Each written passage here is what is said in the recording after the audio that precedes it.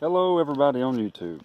Well, I'm back now. I guess I'm going to finally do a review of my 2019 Pitster Pro XTR 250, the LC version, 21 in the front, 18 in the back. I've got about 200 miles on it. After all the little quirks about getting it registered and all that, and finally getting some nicer DOT approved tires, I decided, to go ahead and do this little review here. And then I'm going to do another one after about, I'm going to say 3,000 miles. I don't drive it all the time. I've driven it twice to work, which is about 40 miles each way. So, and I mean, it handled it perfect.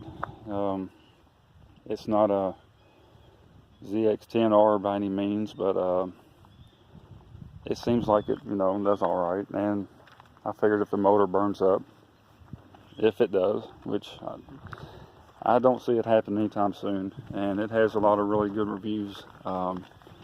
It's made after the Honda Enduro version, and I mean, I'm not going to say it's bulletproof, but it seems like it's got plenty of power, and it's put together, good. I thought about buying, when I got this one, I thought about getting the SSR XF 250, but I mean, for what I have in this one now, it's pretty much the same price as the SSR. I just think this is a whole lot better looking bike, A couple things I wish it had would be, I guess, water cooled. Wouldn't make a big difference. But other than that, it's a good little bike, little play bike. I have another bike that I use for actual distant riding. I don't take this one cross country or anything like that. It's just to play around with. But anyways, I put the Shinko 705s on it. If you look across the web and on YouTube, I mean, there's billions of excellent reviews on these tires. People getting, highly ridiculous amounts of use out of them. And they seem like they handle great. Wet, dry. I have taken it just a little bit off. You can see some dirt there. But I mean, I'm going to mainly use this to ride on the road. I mean, that's why I got it street legal. So I don't see myself going out in the woods too much with it. It is what it is, And people dog Chinese bikes, but I'm gonna tell you, I'll put this up against the Kawasaki any day. I don't mean for dependability. I mean, for riding around. Why would you spend $6 when you can go spend $3 and do the same thing? I mean, riding's riding. But this is it. I put some actual better grips on it. It's got the Pro Taper grips here. The factory ones are okay. It's what all of them come out, even the Jap bikes. But I decided to go, these right here. I think they look better. They feel better. It's got a good front brake. Of course, disc brakes on both ends, but the front brake is exceptional. I mean, it's the quality of that. I don't know. I can't tell any difference between that and my, my Ninja. So, anyways, but the back brake, it slows you down. I wouldn't depend on it in an emergency situation. But I mean, it is what it is. It's fine. It does have the, as far as I can tell, with the serial number and the stamps on the carburetor, it is made in Japan. I don't know if y'all can see that. It's the PZ30, and I know there's some knockoffs of it. This one here may be, not totally 100% sure. If anybody knows for sure, leave it in the comment section, let me know.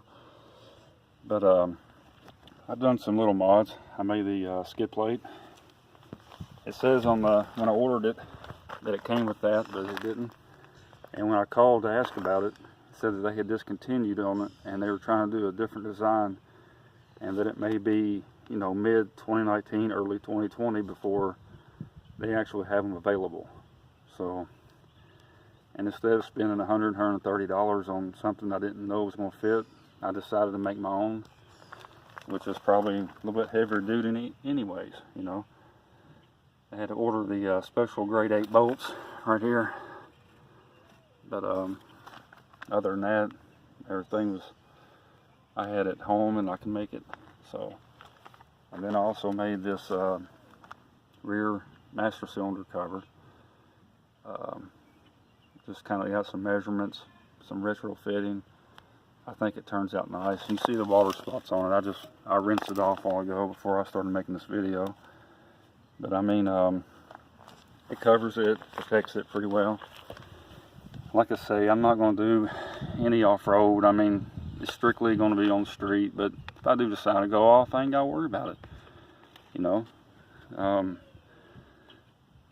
yeah, I mean, it's a good little bike. It has awesome suspension on it.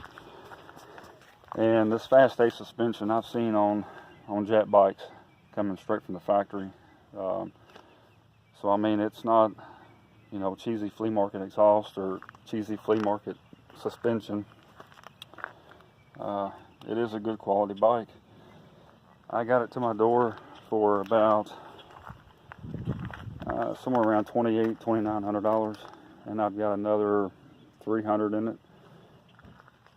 So it's not bad for a street legal dirt bike that, you know, it'll run easily 70, 71 miles per hour.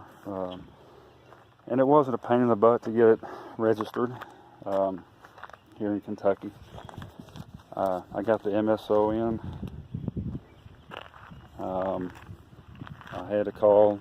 I got some insurance on it through Nationwide, and that was easy, you know, 15-20 minutes done. And took it down to the courthouse. They told me I had to have it inspected. Went over to the sheriff's office. 10 minutes later, they're saying, all right, have fun. So I went back, paid my taxes, and got that shiny aluminum thing on the back. So I'm ready to go. Haven't been harassed or anything like that. But, you know, for the price, like I say, you can go out and spend $5,500, $6,000, even $8,000 for a real top of the line supermoto, but for $3,000, you have just as much fun, and it is dependable. I know people that probably put 7,000, 8,000, 9,000 miles on these, and you know, it is a air-cooled engine. It's not going to last as long as the water-cooled, more than likely. But you look at all the 70s and 80s stuff from the, you know, three-wheelers, those dirt bikes that Honda built back in the early days, they still fire up and ride right on, smoking, burning oil and everything else. Who cares? You're having fun. This thing decides to go, I'm going to throw a 1300 Hayabusa engine on it anyways. I probably won't do that, but you know what I'm talking about. So there she is. Like I say, I'll give a more in-depth review after I've had it, put some miles on her a little bit more. And other than that, all I can tell you is that it's a great bike. I mean, not a lot of people around this area have heard of Pitster. I guess they're more out west. But I mean, hopefully this will spark a little bit of interest here, and I can get some people more active on it. I hope everyone has a good Easter, and may God bless.